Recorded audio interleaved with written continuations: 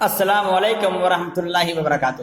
ان الحمد للہ والصلاة والسلام علی رسول اللہ وعلی آلہ وصحبہ ومن والہ بعد۔ فقد قال اللہ تعالیٰ فی کلام المجید اعوذ باللہ من الشیطان الرجیم بسم اللہ الرحمن الرحیم وما آتاکم الرسول فخذوہ وما نہاکم عنہ فانتہوا وقال فی موضع آخر وَلَقَدْ كَانَ لَكُمْ فِي رَسُولِ اللَّهِ أُسْوَةٌ حَسَنَةٌ۔ عزیز طلبہ، گزشتہ دروس میں یہ بات کھل کر سامنے آ چکی ہے، اظہر میں شمس ہو چکی ہے کہ قرآن مجید کے ساتھ ساتھ احادیث نبویہ بھی مستقل حجت ہیں اور دین کے مراجع میں سے ایک مرجع ہے۔ گرچہ مرتبہ کے لحاظ سے قرآن مجید مقدم ہے، تاہم حجت کے لحاظ سے دونوں برابر ہیں۔ قرآن مجید اور احادیث نبویہ میں تفریق نہیں کی جا سکتی۔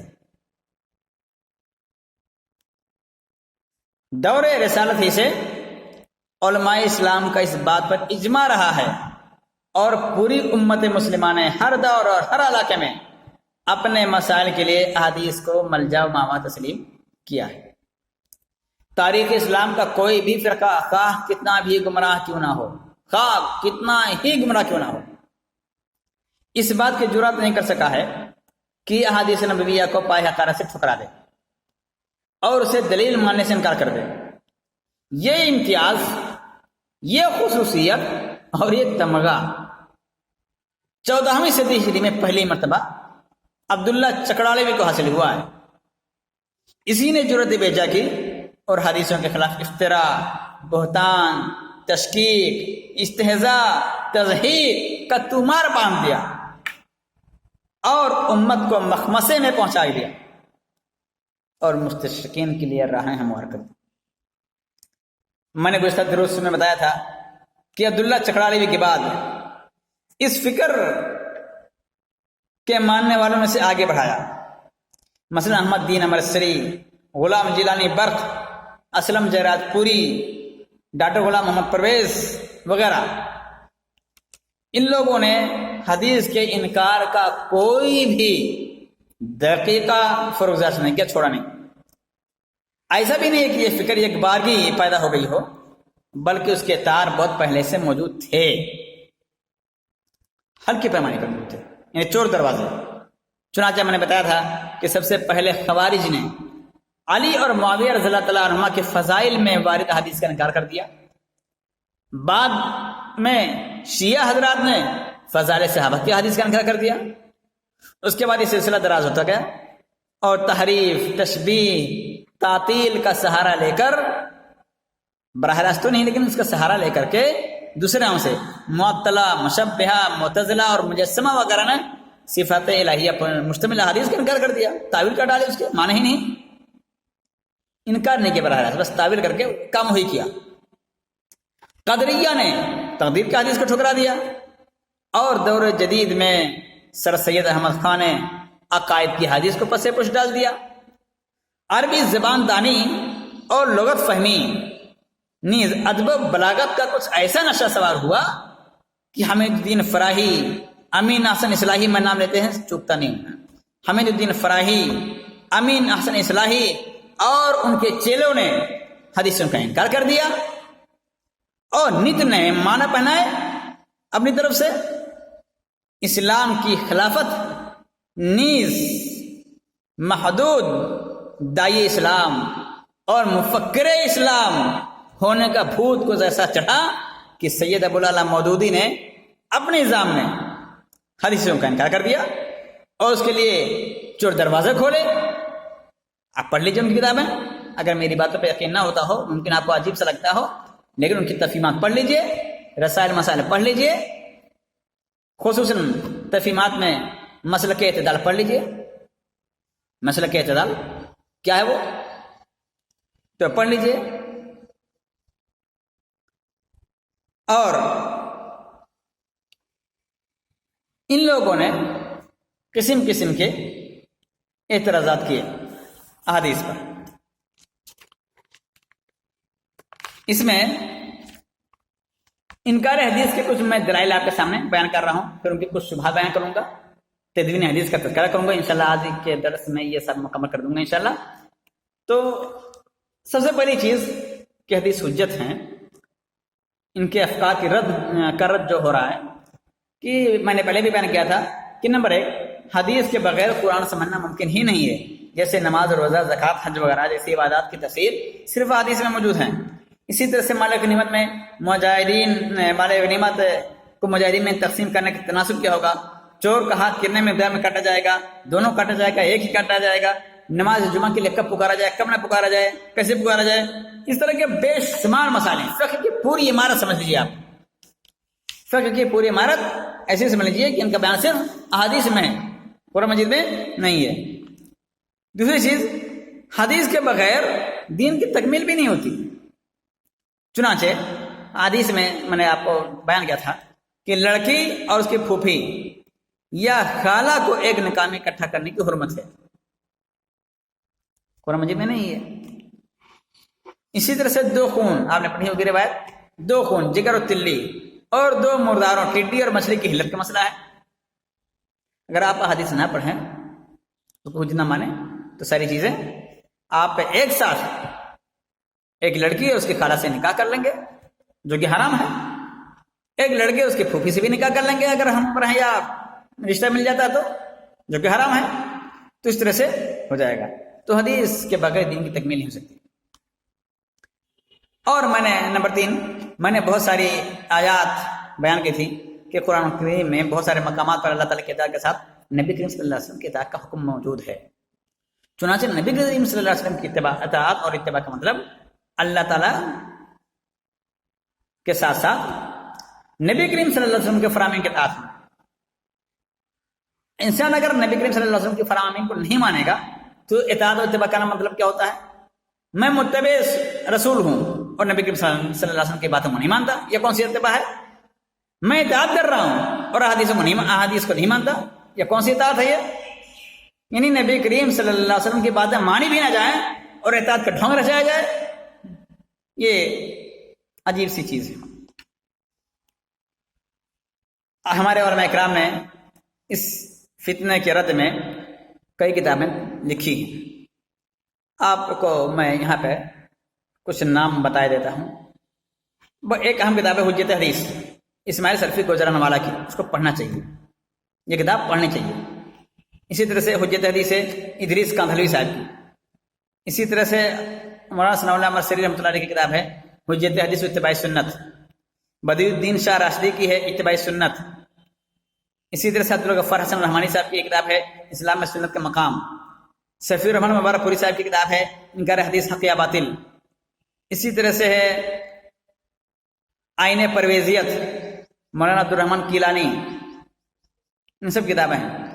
اس کے علاوہ اگر آپ دیکھیں گے تو بے شمار کتابیں آپ کو مل جائیں گی، اردو میں بھی، عربی میں بھی. ضوابط فی وجہ نقد محدث صلاح الدین مقبول صاحب کتاب، اللہ تعالیٰ ان کی عمر میں برکت دے، ابھی بھی باحیات ہیں.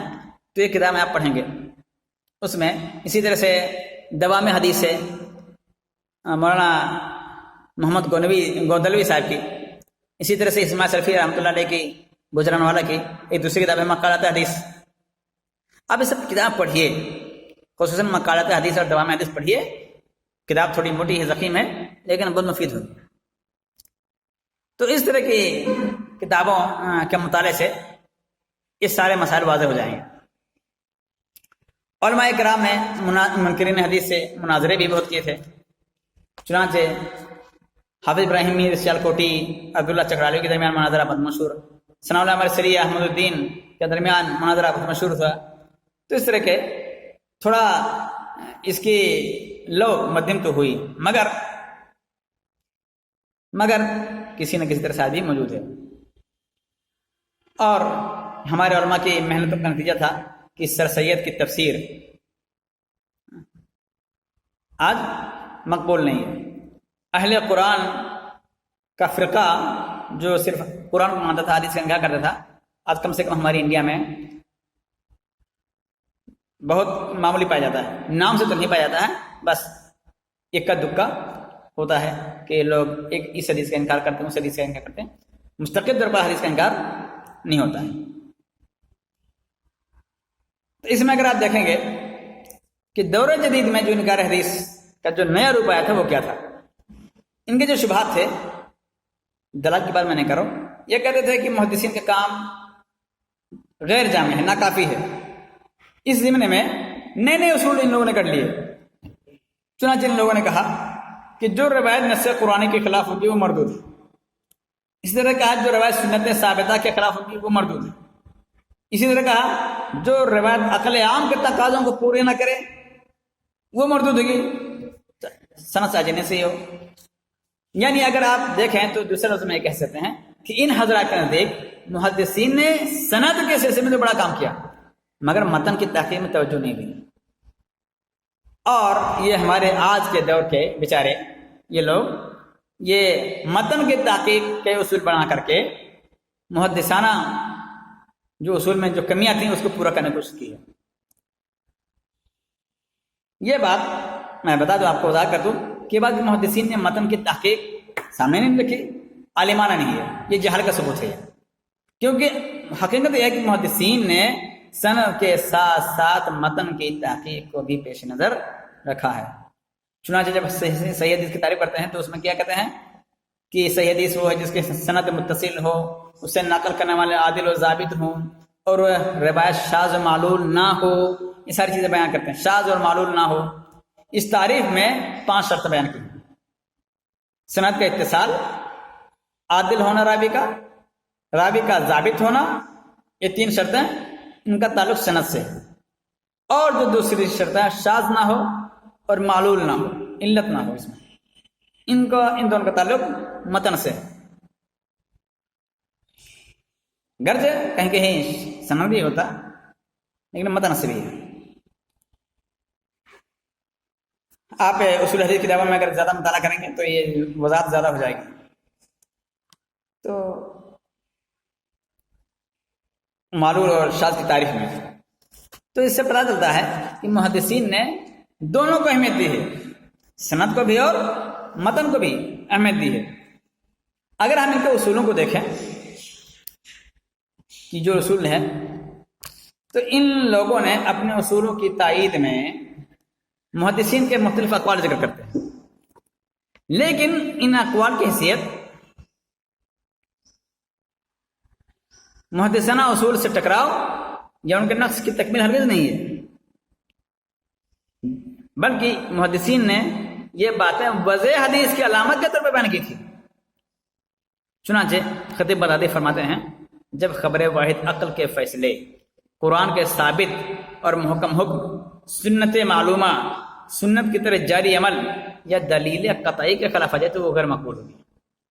امام ابن جوزی فرماتے ہیں ہر وہ حدیث جسے آپ عقل یا اصول کے خلاف پائیں تو جان لیں کہ وہ موضوع ہے۔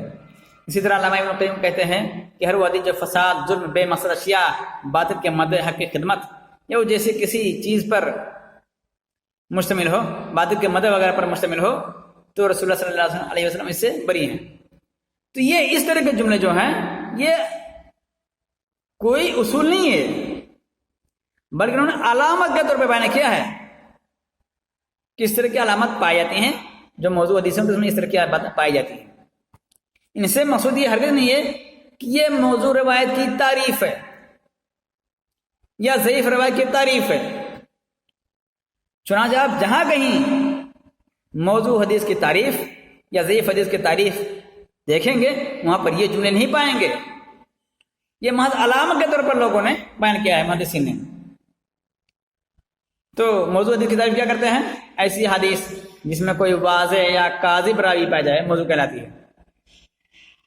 چونکہ یہ محدثین اللہ تعالیٰ ان کی خدمات کو قبول فرمائے، یہ محدثین دن رات اسی کام میں لگے رہتے تھے، اس لیے دن رات کے ممارسہ، دن رات کے مطالعہ، شب روز کے انتک محنت اور جد و جہد کی وجہ سے یہ صلاحیت پیدا ہو گئی تھی کہ متن دیکھتے ہی پہچان جاتے تھے یہ لوگ کہ حدیث صحیح ہے کہ ضعیف ہے، موضوع ہے یا کیا ہے، باطل ہے۔ تو اسی کو انہوں نے بیان کیا۔ چنانچہ جمال الدین قاسمی نے معرفت الوضع والحامل علیہ کے عنوان کے تحت یہ بات لکھی، وذکر المحدثون امورا کلیۃ جعرف بها کون الحدیث موضوعا۔ اسی طرح سے امام سخاوی نے حافظ عراقی کی بات نقل کی، کہتے ہیں امام سخاوی یعرف الوضع بالاقرار وما نزل منزلته وربما يعرف. ابن سلام بھی اسی طرح سے جملے نقل کے ہیں وقت یفہمون الوضع من قرینۃ حال الراوی والمروی. تو یہ ساری علامتیں ہیں، یہ موضوع کی تعریف نہیں، یہ کوئی اصول نہیں ہے، صرف علامت ہے. یہ ان متجددین نے، ان اہل قرآن نے چند روایات کو بھی موضوع اور اپنی دلیل بنائی ہے. چنانچہ کہتے ہیں یہ ایک حدیث ہے سیاتیکم انی احادیث مختلفہ فما جاءکم موافقا لکتاب اللہ و سنتی فہو منی وما جاءکم مخالفا لکتاب اللہ و سنتی فلیس منی. یعنی ان قریب تمہارے پاس میری طرف منسوب مختلف حدیث آئیں گی، جو کتاب اللہ اور میری سنت کے موافق ہو تو میری طرف سے ہے، اور جو کتاب اللہ اور میری سنت کے موافق نہ ہو وہ میری طرف سے نہیں ہے. اس روایت کو دیکھیں ان لوگوں کی دلیل کیسی ہے. اس روایت کو ابن عدی، امام دارقطنی، امام شافعی، امام اجلونی، امام خطابی، حافظ بن حجر العسقلانی، امام شوکانی اور علامہ البانی وغیرہ نے سب نے من گھڑت قرار دیا. یا تو بہت زیادہ ضعیف کہا ہے یا تو من گھڑت موضوع کہا ہے. آپ خود دیکھیے ایک عجیب طرف تماشا ہے کہ ایک طرف سے یہ لوگ حدیث کو حجت بھی نہیں مانتے، کہتے ہیں کر لی گئی ہیں، اور دوسری طرف اپنی بات کی دلیل میں جو حدیث پیش کرتے ہیں وہ خود ہی موضوع ہے. عجیب تماشا ہے. اسی طرح سے ایک دوسری روایت یہ لوگ پیش کرتے ہیں ما حدثتم انی مما تعرفونہ فخذوہ وما حدثتم انی مما تنکرونہ فلا تاخذوا بہ. اگر تمہیں میری طرف منسوب کر کے کوئی اس روایت بیان کی جائے جو اس معروف کے مطابق ہو جسے تم آشنا ہو تو اسے قبول کر لو، اور اگر کوئی ایسی روایت بیان کی جائے جسے تم ناشنا ہو تو تم اس کو قبول نہ کرو. اس کو بھی امام ابن عدی، امام ذہبی اور امام ابن رجب، امام ابو حاتم رازی وغیرہ نے موضوع قرار دیا. اسی طرح سے ایک روایت آتی ہے انہا تکون بعض روات یروون ان الحدیث فارض حدیث من القرآن. میرے بعد کچھ ایسے روات ہوں گے جو میری طرف منسوب کر کے حدیثیں بیان کریں گے، تم ان کی حدیث کو قرآن مجید پر پیش کر دینا. یہ کیا ہے؟ اس کو بھی امام ابن حزم، امام دارقطنی وغیرہ نے بے ضعیف قرار دیا ہے. تو اس طرح سے ان کے جو دلائل ہیں جس کی وجہ سے سیدھے سادے مسلمانوں کو بیوقوف بناتے ہیں وہ یہی ہے کہ یہ خود ہی موضوع روایت پیش کرتے ہیں. ایک طرف تو صحیح روایتوں کو رد کرتے ہیں، یہ دلیل بنا کر کے یہ حدیثیں گڑھ لی گئی ہیں، اور دوسری طرف خود اپنی دلیل میں موضوع روایتیں پیش کرتے ہیں. تو یہ عجیب تماشا ہے ان کے ساتھ. اس میں ان لوگوں کی کئی اور مزید دلائل ہیں. وہ کہتے ہیں کہ یہ حدیث حجت نہیں ہے کیونکہ نبی کریم صلی اللہ علیہ وسلم نے انہیں لکھنے سے منع کر دیا تھا، روک دیا تھا، اور کہا تھا لا تکتبوا عنی سوى القرآن ومن کتبہ فلیمحہ، کہ میری جانب سے کوئی بات مت لکھا کرو سوائے قرآن کے، اور جس نے لکھا اس کو مٹا دے. اس کا جواب یہ ہے کہ یہ نبی کریم صلی اللہ علیہ وسلم کی حدیث نہیں ہے، ابو سعید خدری رضی اللہ عنہ کا قول ہے. ایک بات یہ بھی کہی جاتی ہے کہ ابو سعید خدری رضی اللہ عنہ کے موقوف روایت ہے، نبی کریم صلی اللہ علیہ وسلم کا قول نہیں ہے. امام بخاری وغیرہ اسی کے قائل ہیں کہ یہ موقوف ہے. دوسری بات یہ ہے جو زیادہ دل کو بھی اپیل کرتی ہے کہ یہ ابتدائی نبوت کا واقعہ ہے. نبی کریم صلی اللہ علیہ وسلم نے اس کو شروع میں منع کیا تھا. جب قرآن اور حدیث دونوں کے لکھنے سے قرآن مجید حدیث میں مل جاتی یا حدیثیں قرآن مجید میں مل جاتی ہیں، تو دونوں کے خلطمت ہونے کا، گڑبڑ ہونے کا اندیشہ تھا. ایک جواب یہ بھی کہا گیا ہے کہ نبی کریم صلی اللہ علیہ وسلم نے جو منع کیا وہ ایک ہی ورق میں ایک ساتھ لکھنے سے منع کیا. جیسے کہ بعض صحابہ نے کیا تھا کہ قرآن مجید کی تفسیر آیتیں لکھی اور تفسیر بغل میں لکھ دی، جلالین کی طرح. تفسیر جلالین کا اگر آپ نے نام سنا ہوگا تو اس میں ایسے ہی ہے کہ ایک لفظ ہے آیت، پوری آیت، اور اس کے بیچ میں اس میں تشریح بھری ہوئی ہے. تو ایک ہی ورق میں ایک ساتھ لکھنے سے منع کیا. تو صحابہ کرام نے ایسا لکھا تھا، تو بعض صحابہ ایسا کرتے تھے، تو نبی کریم صلی اللہ علیہ وسلم نے اس سے منع کرتے تھے کہ بھائی ایسا مت کرو، جو قرآن ہو وہ لکھو، باقی مٹا دو. میری جانب سے جو کچھ لکھو قرآن ہی لکھو، اور جو قرآن مجید کا علاوہ لکھ رکھے اس میں سے اس کی تشریح تفسیر کے طور پر اس کو مٹا دو. تو یہ نبی کریم صلی اللہ علیہ وسلم نے اس سے منع کیا. ایک اور جواب یہ بھی ہے کہ نبی کریم صلی اللہ علیہ وسلم نے کئی مواقع پر اپنی حدیث کو لکھا بھی ہے اور لکھ کر بھیجا بھی ہے. چنانچہ حجۃ الوداع کے موقع پر نبی کریم صلی اللہ علیہ وسلم نے کہا تھا اکتبوا لابی شاہ، ابو شاہ ایک صحابی ہیں یمن کے، تو نبی کریم صلی اللہ علیہ وسلم نے ان کے بارے میں کہا، انہوں نے کہا کہ اللہ کے رسول مجھے حجۃ الوداع کا جو خطبہ ہے نا وہ لکھ کر دے دیجیے جو آپ نے خطبہ میں کہا ہے۔ تو نبی کریم صلی اللہ علیہ وسلم نے پورا خطبہ لکھوا کر کے ان کو دیا، اکتب لابی شاہ، تو خود لکھوایا نبی کریم صلی اللہ علیہ وسلم نے، اور کہتے کہ نہیں لکھا، لکھنے کا منع کیا ہے۔ اسی طرح سے کچھ صدقات اور دیگر اموال کے نام نبی کریم صلی اللہ علیہ وسلم نے خطوط بھجوائے، تو خطوط کیا حدیثیں تو ہیں۔ اچھا، ایک اور جواب اس کا یہ بھی ہے کہ اس حدیث سے صرف لکھنے کی منع ثابت ہوتی ہے، لکھنے سے منع کیا ہے، اور یہ ثابت نہیں ہوتا کہ حدیث حجت نہیں ہے، جبکہ قرآن مجید میں واضح حکم موجود ہے، فَلَا وَرَبِّكَ لَا يُؤْمِنُونَ حَتَّىٰ يُحَكِّمُوكَ فِيمَا شَجَرَ بَيْنَهُمْ ثُمَّ لَا يَجِدُوا فِي أَنفُسِهِمْ حَرَجًا مِّمَّا قَضَيْتَ وَيُسَلِّمُوا تَسْلِيمًا، یہ حکم موجود ہے قرآن مجید میں۔ تو اس سے یہ کہاں ثابت ہوتا ہے کہ نبی کریم صلی اللہ علیہ وسلم نے لکھنے سے منع کر دیا ہے کہ حجت نہیں ہے، تو صرف لکھنے سے منع کیا ہے بس۔ تو خیر یہ بات یہ ہوئی کہ نبی کریم صلی اللہ علیہ وسلم نے لکھنے سے منع کیا ہے۔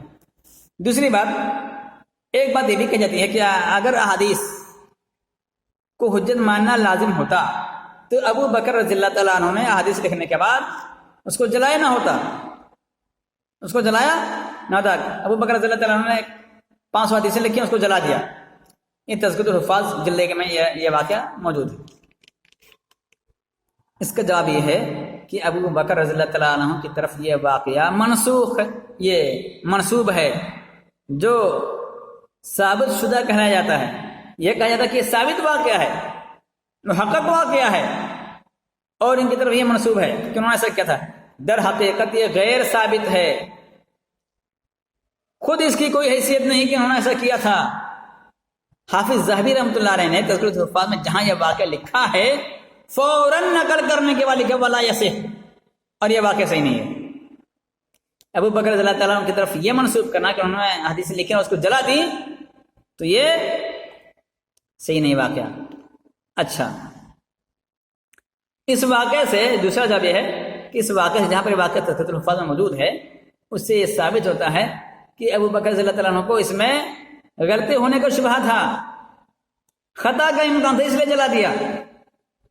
تو اس سے مزید ثابت ہوتا نا کہ اگر غلطیاں نہ رہیں تو حجت رہیں گی، تو عجیب تماشا ہے۔ اسی طرح سے ایک دلیل یہ بھی دی جاتی ہے ان کی طرف سے کہ نبی کریم صلی اللہ علیہ وسلم کی وفات کے بعد قرآن مجید کو جمع کر دیا گیا، جبکہ حدیث کے ساتھ ایسا نہ ہوا۔ یہ ثبوت ہے کہ حدیث کی کوئی شرعی حیثیت نہیں ہے۔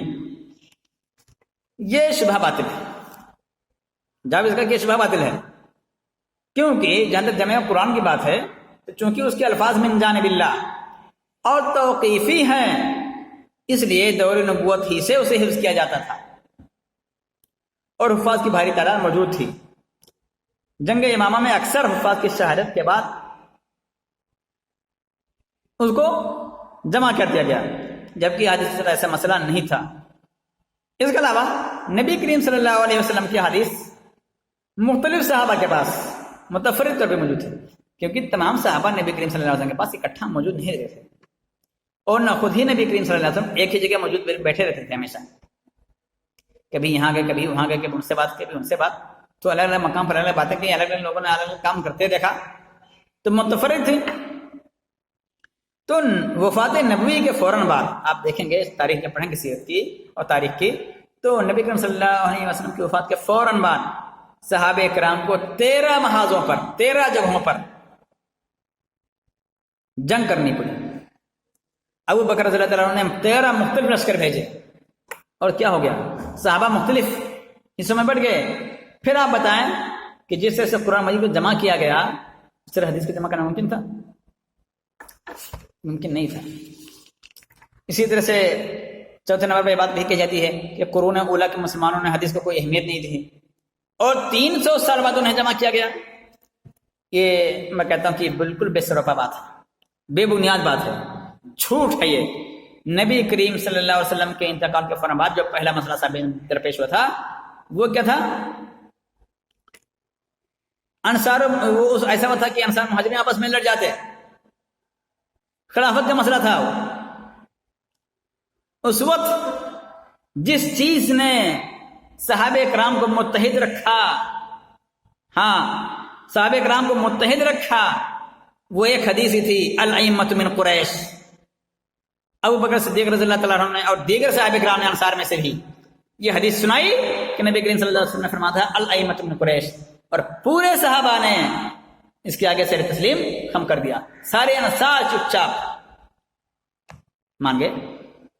تو یہ کہنا کہ قرون اولیٰ کے مسلمانوں نے اہمیت نہیں دی، دیکھ رہے سب سے پہلا مسئلہ خلافت کا مسئلہ تھا، سب سے پہلا مسئلہ خلافت کا، اور اس کو حل کس نے کیا ہے؟ حدیث نے کیا، اور آپ کہتے ہیں اہمیت نہیں تھی۔ تو اس حدیث نے سارے اختلافات کو مٹا کر رکھ دیا۔ اسی طرح سے دور صدیقی میں خلافت پانے کے بعد، بیعت کے بعد جو سب سے پہلا مسئلہ آیا وہ جدہ کی وراثت کا تھا۔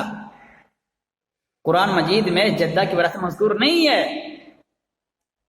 مغیرہ بن شعبہ رضی اللہ تعالیٰ عنہ کی حدیث کے ذریعے یہ مسئلہ حل ہوا، اور آپ کہتے ہیں کہ حدیثوں کو اہمیت نہیں دی گئی۔ اور دور فاروقی میں 3 مرتبہ سلام کا جواب نہ ملنے پر ابو موسیٰ اشعری رضی اللہ عنہ واپس لوٹائے، خوب پھٹکارے گئے، مرض اللہ نے خوب پھٹکارا۔ حل کب ہوا مسئلہ؟ جب صحابہ کرام نے ابو سعید خدری رضی اللہ عنہ وغیرہ نے حدیث پیش کی کہ ہاں نبی کریم صلی اللہ علیہ وسلم نے فرمایا ہے۔ تو اس طرح سے بے شمار واقعات ہیں بابو، بے شمار واقعات ہیں، جس سے یہ صاف واضح ہے کہ قرون اولیٰ کے مسلمان حدیث کو وہی مقام دیتے تھے جو اس کا ہے۔ دوسرا شوشہ اس میں کہ 300 سال بعد حدیث سے لکھی گئی، یہ تو اپنے گندے ذہن کی پیداوار ہے، یہ گندے ذہن کی پیداوار ہے۔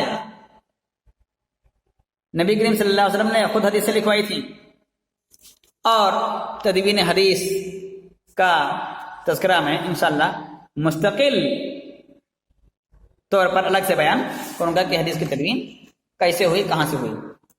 ایک 5واں مسئلہ بیان کیا جاتا ہے، حدیثوں کو شرعی مقام دینا اجمیوں کی سازش ہے، چنانچہ ہمیں کوئی عربی محدث نظر نہیں آتا۔ یہ بھی لوگ پروپیگنڈا کرتے ہیں، کوئی عربی محدث نہیں ہے، ارے صاحب کوئی عربی محدث نہیں ہے، بہت دور کی کوڑی ہے یہ کہ حدیثوں میں اجمی سازش نظر آتی ہے ان کو۔ صاحب تمام ائمہ لغت، عربی لغت کی کتابیں جو ہیں، جو ائمہ ہیں لغت کے، وہ سب اجمی ہیں، 2 کو چھوڑ کر ائمہ نحو اجمی ہیں، صرف کے ماہرین اجمی ہیں۔ یہ اجمی سازش صرف حدیثوں میں کیوں نظر آتی ہے جناب؟ اگر یہی حقیقت ہوتی تو آپ تو سوتے رہے اور سارا دین اجمیوں نے لوٹ لیا۔ اچھا ایک چیز اور بھی ہے، اجمی سازش کا فسانہ کون کرتا ہے؟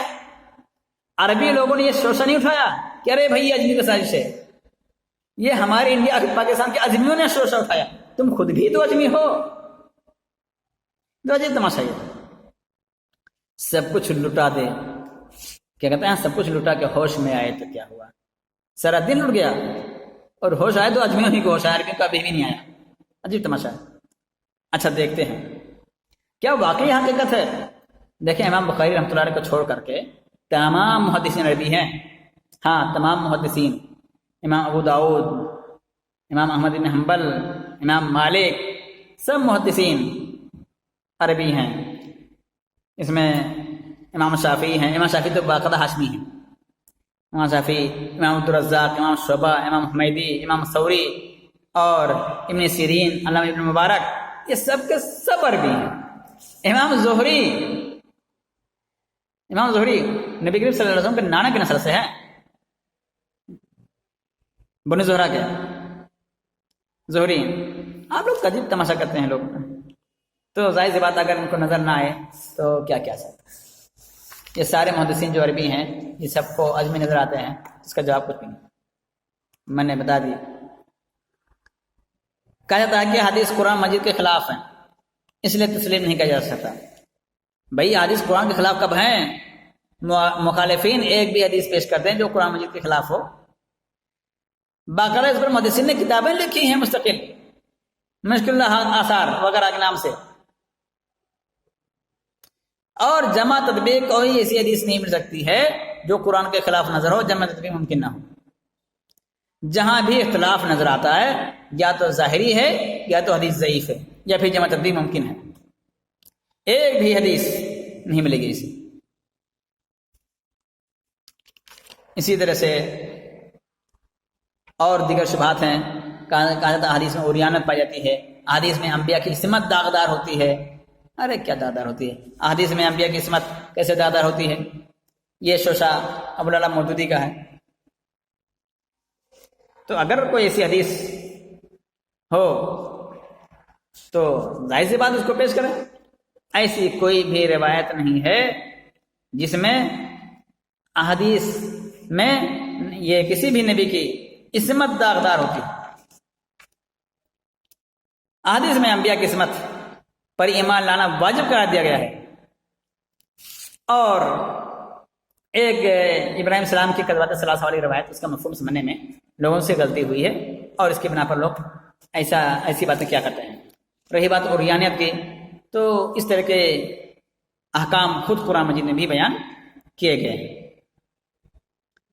احادیث اور قرآن میں کہیں بھی تعارض نہیں ہے.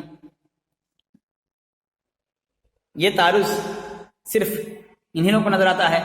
قرون اولیٰ کے مسلمانوں کو نظر نہیں آیا، جبکہ لوگ حدیثوں کے 1 لاکھ 10 لاکھ 15 لاکھ حدیثوں کے ماہرین تھے، ان کو نظر نہیں آیا.